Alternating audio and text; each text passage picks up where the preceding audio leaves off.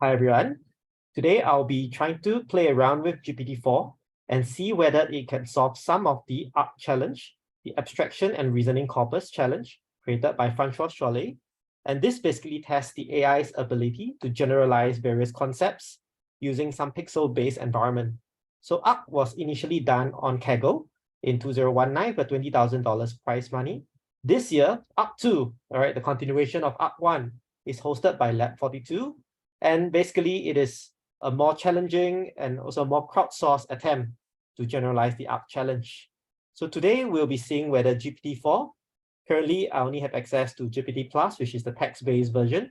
Okay, but what we'll do is we'll feed in the JSON file for the input-output format, and we get GPT-4 to see whether it can output the desired output. So what we can do is we can go to the JSON, the ARC playground, like this one. Okay, pick a task that generally is of a smaller grid size because context length might be a problem for larger grid size for GPT. So we pick a task like this. Okay, we get the JSON file here. All right, so let me just copy this. I created a Jupyter notebook to read in the JSON for all the evaluation and the training data sets. So what we'll do is I've created some helper functions to load in all the JSON files. I also created a helper function to display the training and the test outputs, as well as the GPT outputs, okay, for this particular JSON file. So let's take a look. First, we'll load in the evaluation set. Can also use the training set. I use the evaluation here. Then what we'll do is we'll get the task name. And we'll just copy the task name here. And here we get a preamble. This preamble I have created it to be very generic. I just tell GPT, okay, you have a 2D grid of the value 0 to 9. And this grid you can manipulate using objects, because a lot of the ARC challenge are about interpreting the pixels as objects. Okay, you can order them by attribute, rotate, shift, change the value of it. You can also do by the overall view of some symmetries, all right, continuation of pattern, changing the values, or you can combine like two segments together into one, because some ARC puzzles are like that. So I gave it a very, very generic thing here. I didn't have time to fine tune the prompt here, but this works for some of the ARC challenge. And I'm here to show you some of them. All right, so I give it the input-output format. Again, I try to encourage it to not just treat it as numbers, because I want to let it know it's 2D kind of input and you should view them as objects. So I emphasize here again. Okay, then what I do is I ask it like whether or not, like what's the description of the input-output pair? What is the detailed description?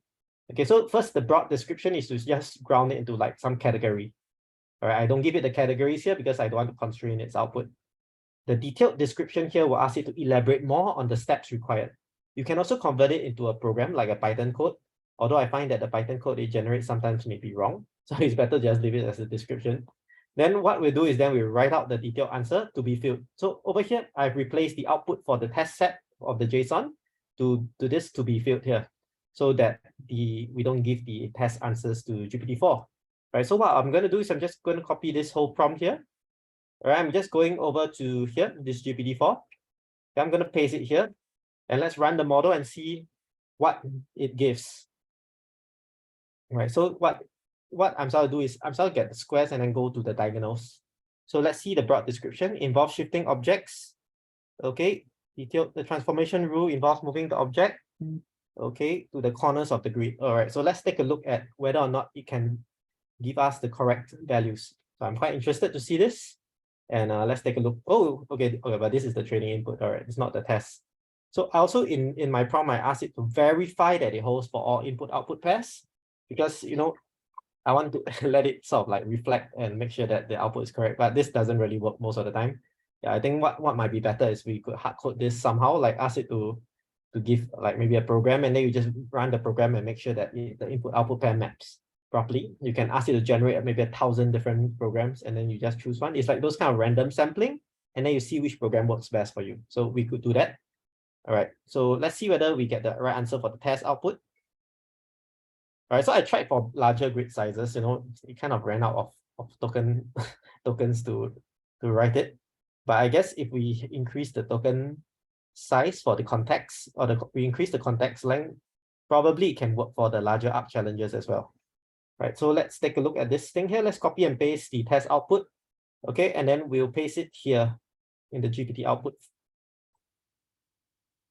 Okay, so over here, let's print this out. So you can see over here, the test input is as such, and the test output is correct. So the test output here and the GPT output corresponds to each other. So you can see this is exactly what we need to do. We need to shift the patterns to the corners. Okay, let's see the next task. All right, next task is an overlay task. Let's see whether GPT can do that. Let's just copy this thing here and paste it up here. So I'll be sharing with you this notebook if you'd like to try it. Currently, I do not have access to the GPT4 API. If not, we could automate this entirely in the notebook. So this is the test to be filled. Okay, so over here, there's a slight issue. The test to be filled is at the top. Okay, so sometimes when we do this, it somehow doesn't learn the input-output relation that well. So we need to make the test go to the bottom, okay, because the test should appear only after the train. So I'm just going to manually do it. I think maybe I should have automated this in my script. So let's just copy and paste the test to the bottom like that. Okay, and ask GPT to see whether it can find the input-output relation. So what you need to do for this, you need to overlay the two inputs like that. And then only when there's a blank square, then you output blank square. If not, you output a color. So let's see whether they, oh, I think it's wrong. Divide into 3 regions. Okay. Let's take a look and see whether it works. Okay, create a new 7x4 grid. That looks correct.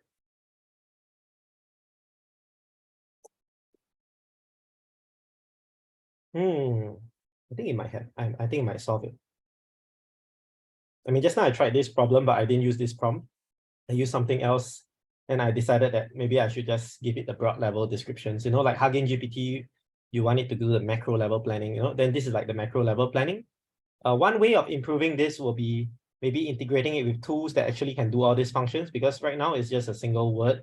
You know, if you can give it some form of description of these tools, like, you know, how we actually do it for like Toolformer or Visual Chat GPT, we give it some description of the tools and some sample input output. Maybe you can do it like a tools kind of thing. You use these things as tools, and this can be the macro level planner. All right, let's see whether it gets it right. So this is the answer that it gets. Let's copy and paste it inside here. Let's run it. And you can see that GPT doesn't get the answer right. Okay, it's supposed to give something like that, but it gives, at least it got this bottom part right. I guess like it did not really know that it's like connected together. Yeah. So I mean, one way to see whether it can do is like we can ask it to reflect on your answer and identify any problems. You can ask it to do some like reflection kind of thing. All right. All right, let's see whether it can get it with some reflection. All right, it's all right to use reflection because there's no human bias here too. You just ask it to reflect. A lot of papers are actually doing it right now, so there's no problems with that. One thing about this is when we actually do the ARC challenge, we don't have access to the internet, so you can't use this GPT for the Arcathon. But I'm just curious to see whether, you know, next token like prediction can actually help to predict some of the patterns. All right, let's see. It appears fixed position of placements. All right. Okay, let's see whether it can correct its output. All right, I'm quite curious to see whether it can correct its outputs. All right, I do encourage you all to take my notebook and play around with it, like see whether you can get like other tasks that are bigger. Like if you look like this kind of tasks with a huge grid size, the token lengths might actually not be feasible for the ARC challenge. Sorry, for the notebook. This kind of thing I think is difficult also because you need to arrange this into the shapes here. I did not explicitly tell that in my prompt. So maybe the prompt could be refined for this kind. This one I think can work because this one is just about improving the patterns. Later we can try this. All right, so let's see whether it can get the right answer after being prompted. All right, so let's see. So replace each group, match the same relative position, should have the same shape, fill with O's. Okay, let's just copy and paste this and see whether it kind of works out with this thing here. I'm just going to copy paste it here, print it. Oh, it got worse actually. So in this case, the reflection didn't help, you know. So yeah, let's try another one. Let's try this one. Yeah, you can see that I'm only taking the small ones. Yeah, because the large one I've tried it just now, it didn't really work too well. So that is a limitation of using this method until someone can find a way to increase the token length If not, this will be a problem. All right, let's copy and paste this into GPT. New chat, GPT4. Let's paste this and see what happens. All right. So let's see.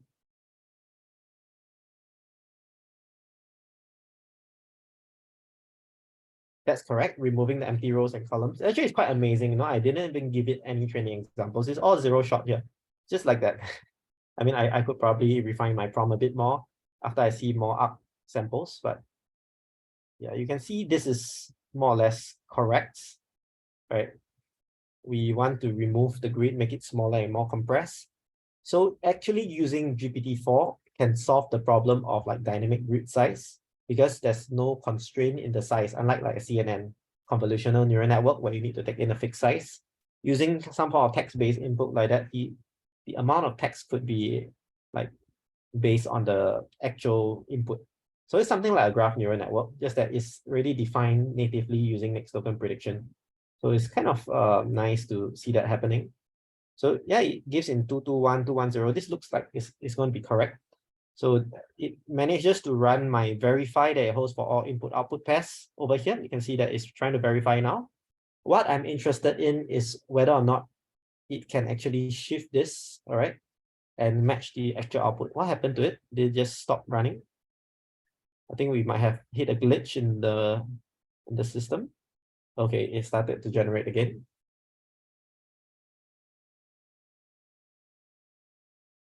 Right, so maybe there's some server load here. Let's just wait and see and hope this works out. All right, let's see. Okay, it's giving the test input now.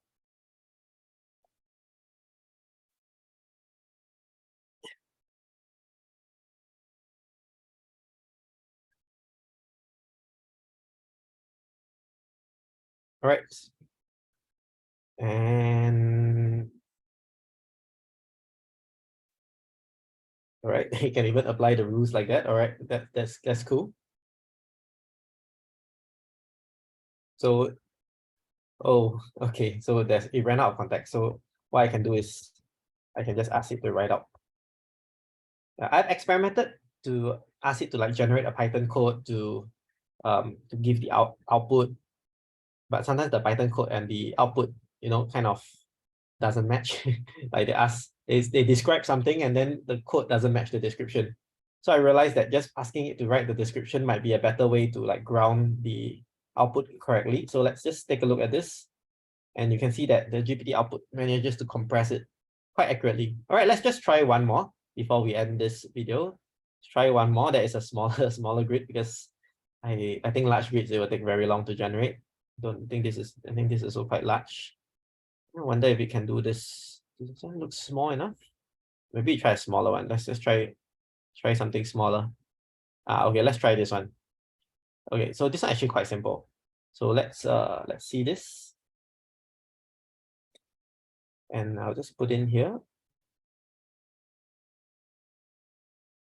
Okay, I'm gonna take this whole thing here, copy and paste inside here. So I tried out some of these problems earlier on, you can see over here. Okay, but I didn't use the same prompt here. I edited the prompt. Okay, I only have 25 free trials for GPT-4. Until they release the GPT-4 API, I'm limited to 25 trials every 3 hours. So let's just see whether or not the GPT can learn this. And I hope that this set is not exposed to GPT, because if not, it can already like memorize the output. But based on my experimentation with it earlier, it looks like it did not memorize the test set because it still got the answer wrong. So let's take a look. All right, what you're supposed to do is to identify the object with non-zero. Okay, decrement the values by a specific amount based on the position and size. Output grid is generated by placing the decremented values at the object at the same positions. Okay, it looks okay. Yep, they say decrement by 6. All right, 3. All right, decrement by 2. All right, that's fine. All right, this looks kind of correct. I mean, if you look at the input-output relations here, it looks kind of correct. What I'm interested in is whether or not it can do the test set. The test set is this one. So green color is supposed to match the blue over here. So let's take a look. Oh, where's my chat? This is the chat. Right. It's actually pretty impressive, if you ask me, because this text-based thing wasn't trained on pictures. Once they release the full GPT-4 with the image, maybe this can be better to solve the ARC challenge, because image natively would already do the kind of row and column, because you need to take into account pixel proximity. So maybe this would be better to solve the ARC challenge. But for now, because we don't have access to the multimodal GPT-4 yet, I'm just trying out to map the input into text. Anyway, OpenAI normally likes to say everything can be mapped into text. So let's try it out. All right, so they are doing the different pairs now, pair 1 to pair 6.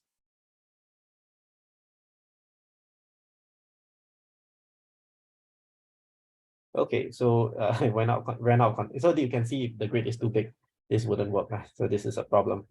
Write out to be filled. Okay, let's see whether this works.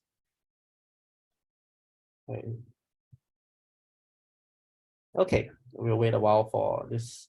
I think it would work. Okay, early on, I tried this out with ChatGPT. It gave a wrong answer. Okay, it did not manage to make the pixels all the same value. When it decremented the pixels, some go to different values. Okay, so let's take a look at this one here and we see whether or not we can make it work. Where is it? Here.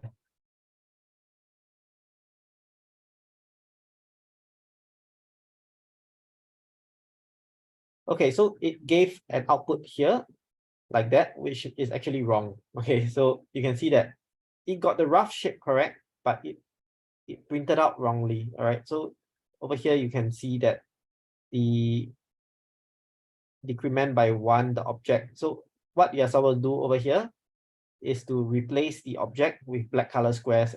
Okay, so it got the broad description wrong, right? The object that I identified, okay, it should be actually mapped to black. Okay, so this didn't really work out.